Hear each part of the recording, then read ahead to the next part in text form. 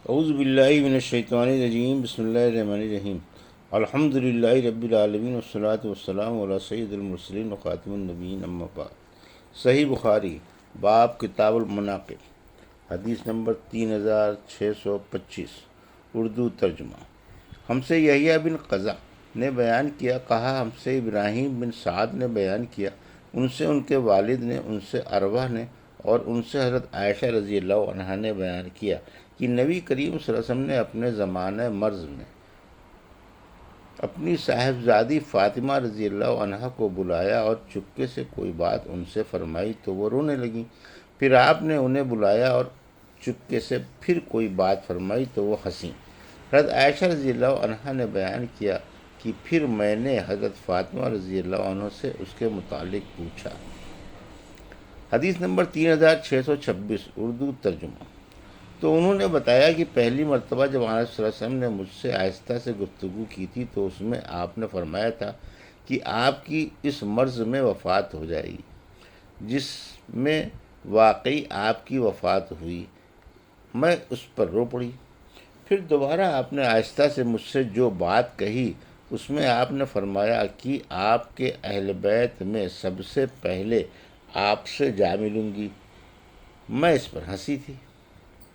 حدیث نمبر 3627، اردو ترجمہ۔ ہم سے محمد بن عرارہ نے بیان کیا، کہا ہم سے شعبہ نے بیان کیا، ان سے ابی بشر نے، ان سے سعید بن جبیر نے، ان سے عبداللہ بن عباس رضی اللہ عنہ نے بیان کیا کہ حضرت عمر بن خطاب ابن عباس دونوں کو اپنے پاس بٹھاتے تھے۔ اس پر عبد الرحمن بن عوف نے حضرت عمر رضی اللہ عنہ سے شکایت کی کہ ان جیسے تو ہمارے لڑکے بھی ہیں، لیکن حضرت عمر رضی اللہ عنہ نے جواب دیا کہ وہ محض ان کے علم کی وجہ سے ہے۔ پھر حضرت عمر رضی اللہ عنہ نے عبداللہ بن عباس رضی اللہ عنہ سے آیت اذا جاء نصر اللہ والفتح کے متعلق پوچھا تو انہوں نے جواب دیا کہ یہ رسول اللہ صلی اللہ علیہ وسلم کی وفات تھی، جس کی خبر اللہ تعالیٰ نے آپ کو دی۔ حضرت عمر رضی اللہ عنہ نے فرمایا جو تم نے سمجھا ہے میں بھی وہی سمجھتا ہوں۔ حدیث نمبر 3628، اردو ترجمہ۔ ہم سے ابو نعیم نے بیان کیا، کہا ہم سے عبد الرحمن بن سلیمان بن حنظلہ بن غسیل نے بیان کیا، ان سے اکرمہ نے بیان کیا، اور ان سے عبداللہ بن عباس رضی اللہ عنہ نے بیان کیا کہ مرض الوفات میں رسول اللہ صلی اللہ علیہ وسلم باہر تشریف لائے۔ آپ ایک چکنے کپڑے سے سر مبارک پر پٹی باندھے ہوئے تھے۔ آپ مسجد نبوی میں ممبر پر تشریف فرما ہوئے، پھر جیسے ہونی چاہیے اللہ تعالیٰ کی حمد و ثنا کی، پھر فرمایا اما بعد، آنے والے دور میں دوسرے لوگوں کی تعداد بہت بڑھ جائے گی لیکن انصار کم ہوتے جائیں گے، اور ایک زمانہ آئے گا کہ دوسروں کے مقابلے میں ان کی تعداد اتنی کم ہو جائے گی جیسے کھانے میں نمک ہوتا ہے۔ پس اگر تم میں سے کوئی شخص کہیں کا حاکم بنے اور اپنی حکومت کی وجہ سے وہ کسی نقصان اور نفع بھی پہنچا سکتا ہو تو اسے چاہیے کہ انصار کے نیکوں کی نیکیوں کو قبول کرے اور جو برے ہوں ان سے درگزر کر دیا کرے۔ یہ نبی کریم صلی اللہ علیہ وسلم کی آخری مجلس وعظ تھی۔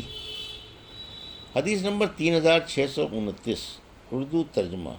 مجھ سے عبداللہ بن محمد مسندی نے بیان کیا، انہوں نے کہا ہم سے یحییٰ بن آدم نے بیان کیا، انہوں نے کہا ہم سے حسین جعفی نے بیان کیا، ان سے ابو موسیٰ نے، ان سے امام حسن بصری نے، اور ان سے حضرت ابو بکر رضی اللہ عنہ نے کہ نبی کریم صلی اللہ علیہ وسلم حسن کو ایک دن ساتھ لے کر باہر تشریف لائے اور ممبر پر ان کو لے کر چڑھ گئے۔ پھر فرمایا میرا یہ بیٹا سید ہے اور امید ہے کہ اللہ تعالیٰ اس کے ذریعے مسلمانوں کی دو جماعتوں میں ملاپ کرا دے گا۔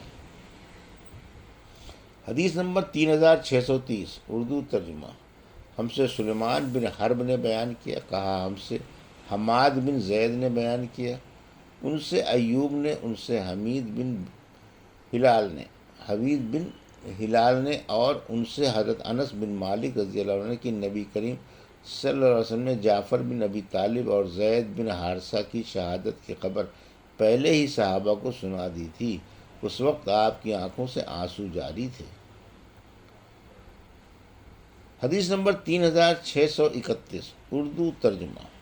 ہم سے عمر بن عباس نے بیان کیا، کہا ہم سے عبد الرحمن بن مہدی نے بیان کیا، کہا ہم سے سفیان سوری نے بیان کیا، ان سے محمد بن منقدر نے اور ان سے جابر بن عبداللہ نے بیان کیا کہ ان کی شادی کے موقع پر نبی کریم صلی اللہ علیہ وسلم نے دریافت فرمایا، کیا تمہارے پاس قالین ہیں؟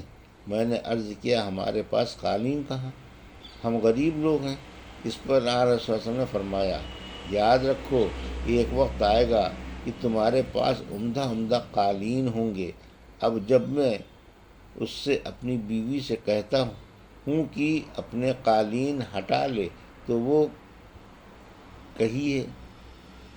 کہتی ہے کہ کیا نبی کریم صلی اللہ علیہ وسلم نے تم سے نہیں فرمایا تھا کہ ایک وقت آئے گا جب تمہارے پاس قالین ہوں گے؟ چنانچہ میں انہیں وہیں رہنے دیتا ہوں اور چپ ہو جاتا ہوں۔ حدیث نمبر 3632 اردو ترجمہ۔ ہم سے احمد بن اسحاق نے بیان کیا، کہا ہم سے عبید اللہ بن موسیٰ نے بیان کیا، کہا ہم سے اسرائیل نے بیان کیا، ان سے ابو اسحاق نے، ان سے عمرو بن میمون نے اور ان سے حضرت عبداللہ بن مسعود رضی اللہ عنہ نے بیان کیا کہ حضرت سعد بن معاذ رضی اللہ عنہ عمرے کی نیت سے مکے آئے اور ابو صفوان امیہ بن خلف کے یہاں اترے۔